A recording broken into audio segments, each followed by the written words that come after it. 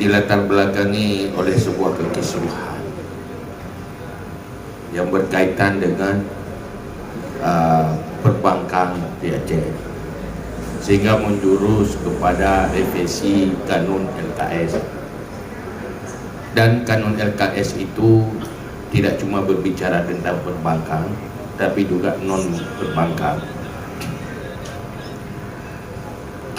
Pertama, dalam kekisruhan ini, pertama diri saya dulu. Saya sering ditelepon oleh dari bermacam pihak, termasuk dari media, menelpon saya untuk meminta komentar tentang kisruh ini. Saya menjawab begini: kalau syariah, saya tahu apa maksud dengan syariah, tetapi dalam persoalan LKS dan dunia perbankan syariah, saya belum melakukan kajian. Apa itu LKS? Dari 67 pasal ya, dalam 12 bab itu saya tidak pernah melakukan kajian itu, dan saya pun tidak tahu kepada kelompok ulama yang saya kenal yang pernah melakukan kajian itu. Maka dalam hal itu saya bersikap, saya baru bisa komentar setelah saya lakukan kajian secara menyeluruh.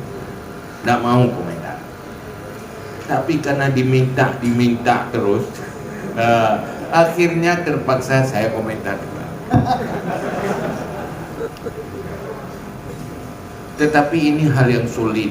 Bagaimana sebijaksana mungkin mengomentari itu? Artinya mencoba saja ke ulia mati renting berpatah. Yang baik mana ulia nak mati renting patah. Ulia nak mati dia juga biasa, mak renting patah-patah dia. Korugo. Karena saya ingin katakan, BSI ini adalah konsep syariah, konsep nasional. Dalam perencanaan konsep nasional, kita berterima kasih timbul semangat untuk bersyariah secara nasional. Tetapi kalau sudah berbicara syariah, kita harus mulai dulu dari sebuah fondasi yang paling mendasar. Pertama, sepakat dulu kita bertuhan. Bertuhan Allah dulu. Itu dasarnya. Yang kedua, sepakat ada neraka dan surga.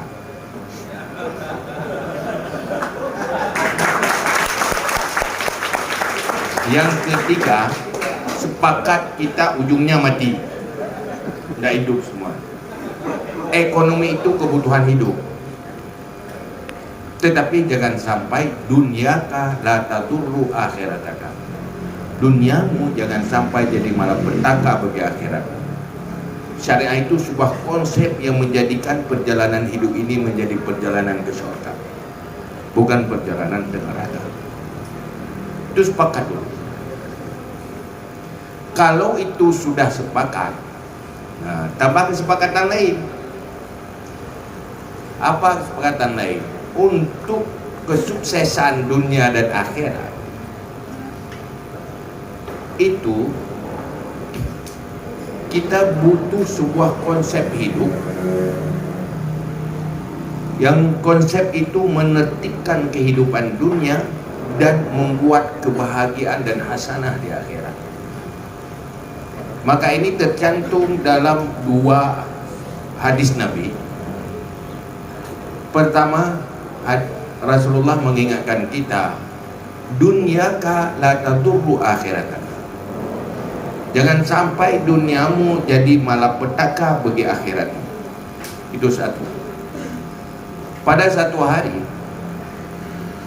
ada sahabat yang ingin bertanya kepada Rasulullah tentang cara menanam di perkebunan. Rasulullah menjawab, antum a'lamu bi umuri dunyakum.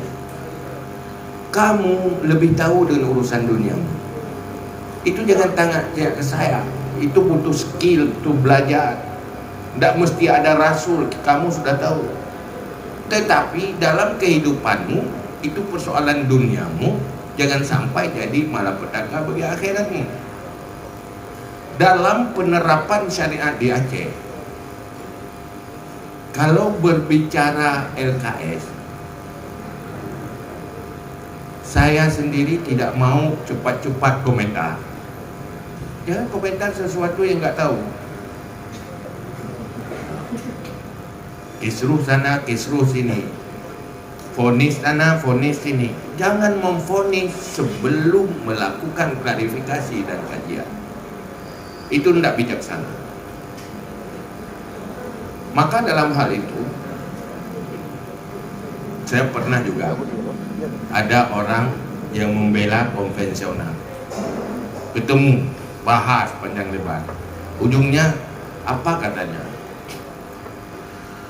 Kita lebih baik minyak onta taruh label minyak babi ketimbang minyak babi labelnya minyak onta. Yang paling bagus labelnya minyak onta, isinya juga minyak onta. Hal yang kita inginkan, labelnya syariah, isinya semuanya bersyariah. Amin. Tetapi yang harus kita ketahui, persoalan syariah di Aceh bukan cuma persoalan perbankan, bukan cuma persoalan Madinah Syariah.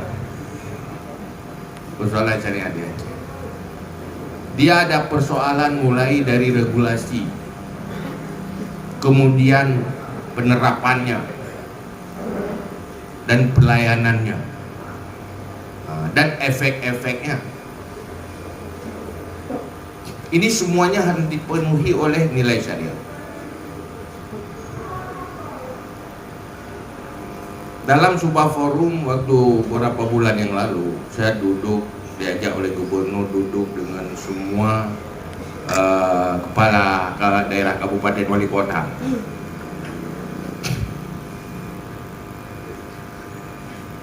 Bahwa di saat Aceh komit dengan syariah, kita harus tahu dulu bagaimana pola dan strategi membangun konsep syariah di Aceh. Tidak ada masalah. Pertama, syariah di tataran pemerintahan dan bernegara itu harus tergabung antara pemegang otoritas dan pemegang kewenangan. Syariah pemegang otoritasnya ulama, tapi kewenangan yang ada di pemerintahan belum tentu ulama.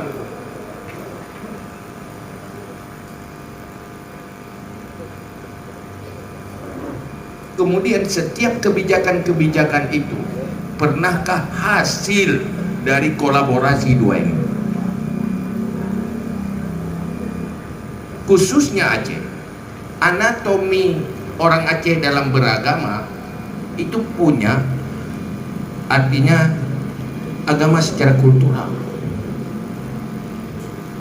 Orang Aceh genya tegene agama dia ada yang madenggu, anak kita yang Madinah cari aja.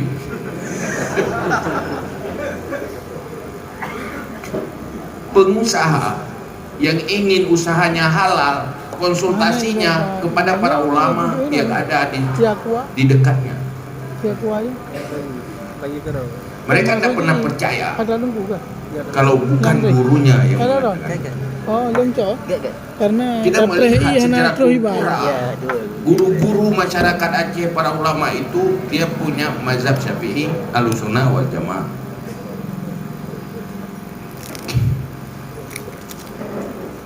apabila penerapan syariah sesuai dengan kultur yang ada di masyarakat Aceh, ini pasti berjalan. Itu lahan yang subur, dia lahannya cocok. Tapi kalau antara kebijakan dengan sosial, kultur masyarakat Aceh tidak sesuai, itu bagaikan tidak cocok antara lahan dengan bibit. Bak bungong di beras dagi subur, tapi bena pula kena landing. Gantung dah ya. Di sana dingin, di sini panas, dan bisa subur dia. Maka ini jadi masalah. Akhirnya ini bagaimana? Nanti itu tidak lurus, kita sudah kisruh. Ini yang jadi masalah. Ini orang-orang PA di Aceh masuk Bang Poniaya itu sering duduk dengan saya. Dia orang paling komit dengan syariah kalau kita bilang ke saya. Mak kenapa jadi begini? Rupanya supaya kita jangan salah mempersepsi dia, begitulah cara politisi melakukan bargaining.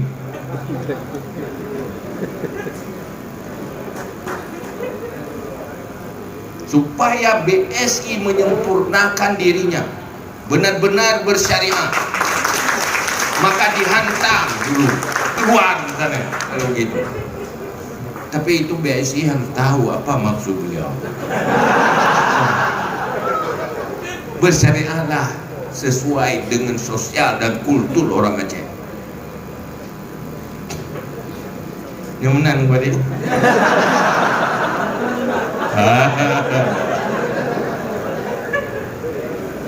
Saya pernah duduk dengan orang BSI juga.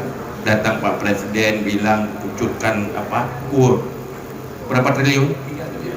Nah itu orang ini kapok, budgetnya di mana ini? Nah, orang ini kan perlu juga pelaku BSI di Aceh itu punya bargaining ke pusat supaya mereka harus dikasih budget lebih sempurna supaya jangan kolek di sini di Aceh, nanti ini lagi diserang. Maka kita jangan berkonflik dulu antar sesama. Lebih baik panggil menyolok lemah jom pun kena lainnya bukan kesalahan pegah. Kan kena aku pegah panjang ikor.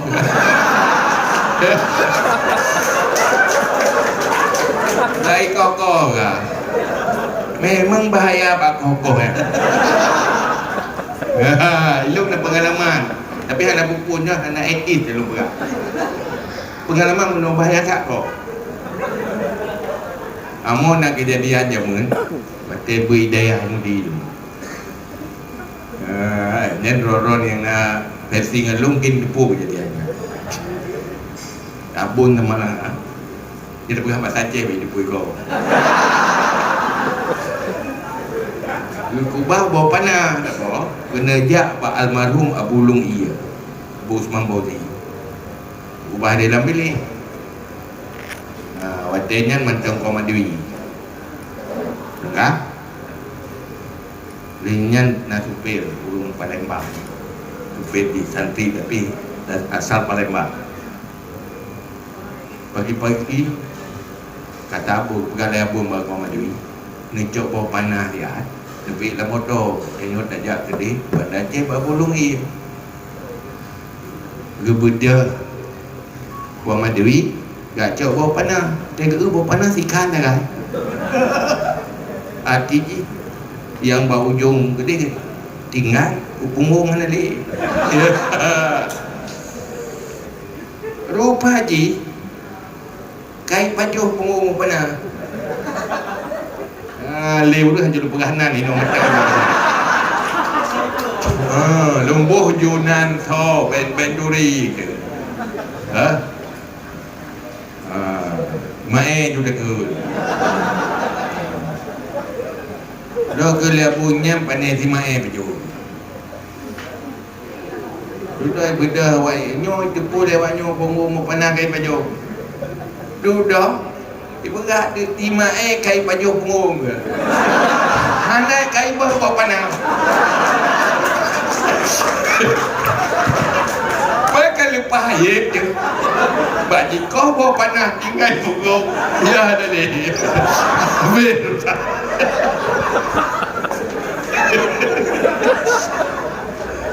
ni pegang punggung bawa panah dah saya ada cuam dah ni lagi edit enak tak gaya nyokot ikoh bawa panah dia kerja jarang-jarang orang yang dah kerja maka dalam Quran juga idza ja'akum fasiqum binaba'in fatabayyanu apabila ada berita-berita orang yang tak jelas nak menyeluruh maka kita klarifikasi tabayun kepada Quran. Kenapa? Jangan sampai ada yang disesali. Musuh-musuh kita, orang yang tidak menyenangi kemajuan Aceh, itu sangat senang kita berkonflik semasa ini.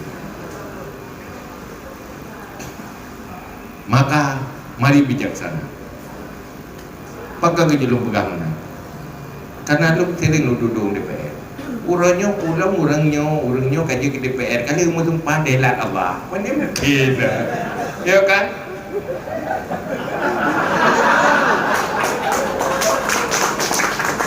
Masalah mereka itulah cara mereka melakukan negosiasi mungkin. Tapi yang jelas kita jangan bermusuhan. Karena banyak hal kita butuhkan juga mereka. Di sisi lain kita butuh kebersamaan. Pulaunya tun politik. Ya, bang. Tun politik dulang suara di jauh kesempatan. Ya kan? Yang cok juga tempatan kena cok juga tempatan gede. Pokok dirinya lu.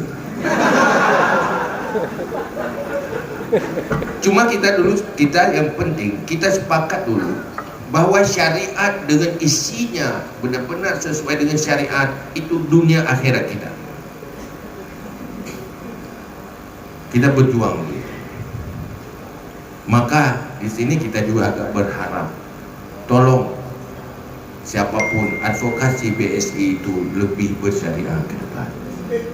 Artinya memenuhi nilai syariah di dalam regulasinya, memenuhi nilai syariah di dalam penerapannya dan juga di dalam pelayanan. Karena nyoronyong tu yang duduk hidung hana mu pom mendung potrai lebengnya, dia yang nak duduk buat copem ATM juga. Dia tak ada duduk, lain urusan lain hidup potan. Apa jenis transaksi di sana? Apa semua sudah bersyariah? Ya kan? Kena leput menyona yang hana syariah, ibu dia bersyariah. Di dalam na yang hana syariah, watet dan membela tak hana syariah. Ni kata dah ni. Mak tapi puite penjuh dia set. Rencana bim puite dia. Duduk ke penjuh dia set. Maka perlu kajian. Maka ini saya sangat senang kita lakukan dulu kajian secara menyeluruh. Bukan cuma di perbankan, di non perbankan juga. Ini kita ada pertambangan misalnya. Bagaimana regulasi keuangannya? Di sebuah pertambangan di situ ada zakat tambang. Di situ terjadi transaksi jual beli, ada zakat tijarah. Bagaimana itu menerapkan? Kalau itu terjadi, makmur Aceh. Yang mana satu pikir syariah. Ya kan? Kena lebut terjadilah nasib seperti nasib Aceh Utara ini. Ini kita di kawasan gas, minyak dan gas ini. Tapi kenapa Aceh Utara terpuruk? Orang Aceh hanya gede menuju ada kenyang geduk juga kau cok fi yang BO.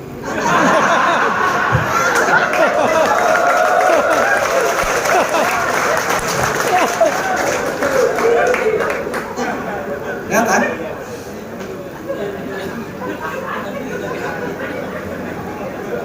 Ide geduk Pak bawah ke ber ke tengah pun. Pak menyak hal oleh. Bila boleh cara di dia. Enggak di sana bersyariah, ke sana tetap bersyariah. Ya kan? Ini ada orang sibuk konvensional mau masuk. Saya nggak percaya kalau mau masuk untuk sengat itu sekarang. Saya lakukan panggil, pertama duduk dengan orang dari perpajakan. Saya lihat sumber-sumber ekonomi dia cek.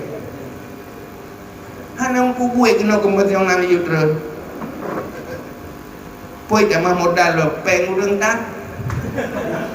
Ya kan? Ada budget nasional sudah di BSI. Itu yang paling banyak dari budget anggaran dari nasional. Yang APBA, apa yang aja? Ubu yang sama, yang nak rumkat boleh rumput. Ya kan? Misalnya ada tambang, saya tanya tambang MIFA itu dia dengan siapa? Dengan BSN. Maka saya bertanya, mereka masuk ini untuk apa? Pasti ada sesuatu.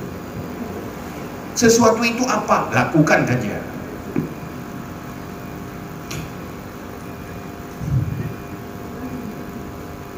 Saya orang Aceh tidak tahu dengan anatomi tubuhnya sendiri, tapi orang lain lebih tahu anatomi tubuh kita, sehingga kita menjadi orang yang direncanakan orang, bukan perencana bagi diri sendiri. Kena lebut yang dia preman, punya perencanaan. Maka ini perbuat perencanaan Aceh ke depan. Ini titipkan pada politisi, titipkan pada eksekutif. Juga ulama juga harus hadir di sana supaya terjadi kolaborasi.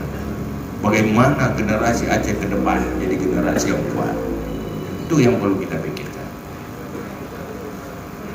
Jadi bagi rencana kau ada yang pergi kan pergi dia.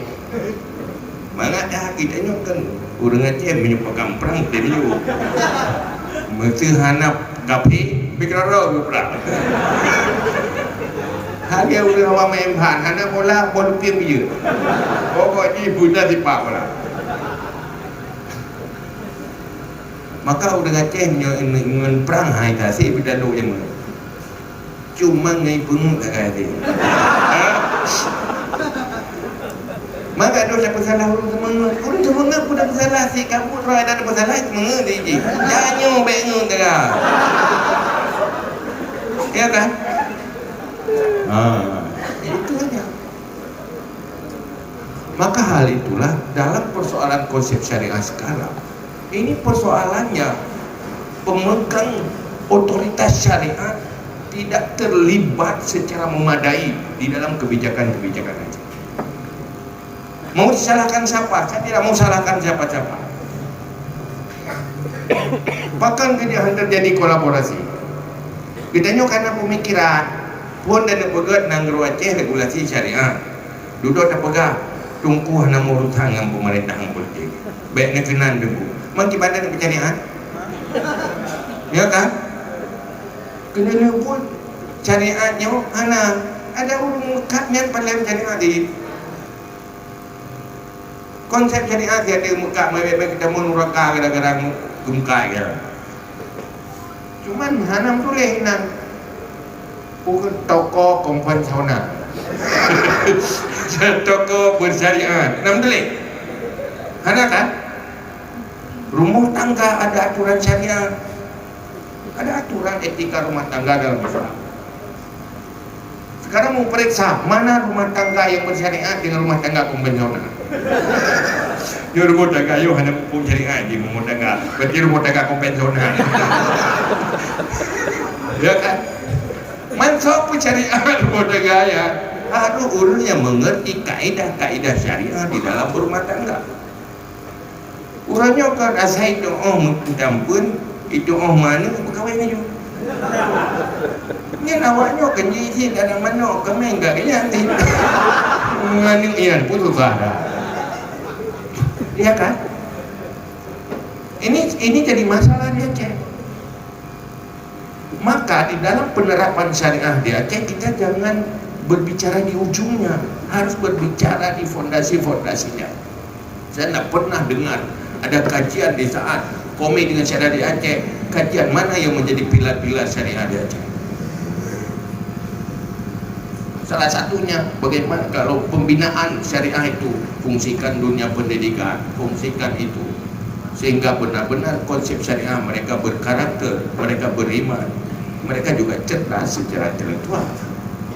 Kalau kita kaji semua aspek masih masalah, bukan cuma diperbanggakan. Ini yang perlu kita kaji secara menyeluruh. Nah, ini yang perlu sebuah perhatian. Saya turun ke politik karena keprihatinan ini, bukan karena awal kejabatan kita nak lalu wadihan menaik itu kan dah terakhir.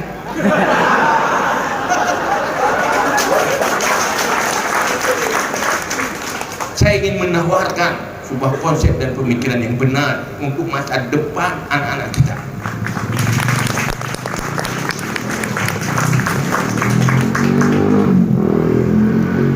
Isi bumi Aceh yang luar biasa, bagaimana menjadi bermanfaat. Kita selalu menjaga keseimbangan antara negara kesatuan dan kekhususan Aceh. Jaga keseimbangan, jaga kehumanisan, tapi jangan ada yang saling menzalimi. Itu saja. Maka dalam hal ini, kesimpulan dari apa yang saya katakan, kita sepakat semua dengan konsep syariah untuk di semua lini, termasuk LKS. Tetapi kita tidak pernah sepakat kalau hanya semacam label tanpa ada penyempurnaan dan perbaikan. Maka untuk memastikan itu butuh kajian, butuh keterlibatan semua unsur. Semoga kekisruhan ini menjadi solusi terbaik untuk masa depan kita. Amin. Itu intinya. Terima kasih. Assalamualaikum warahmatullahi wabarakatuh. Waalaikumsalam.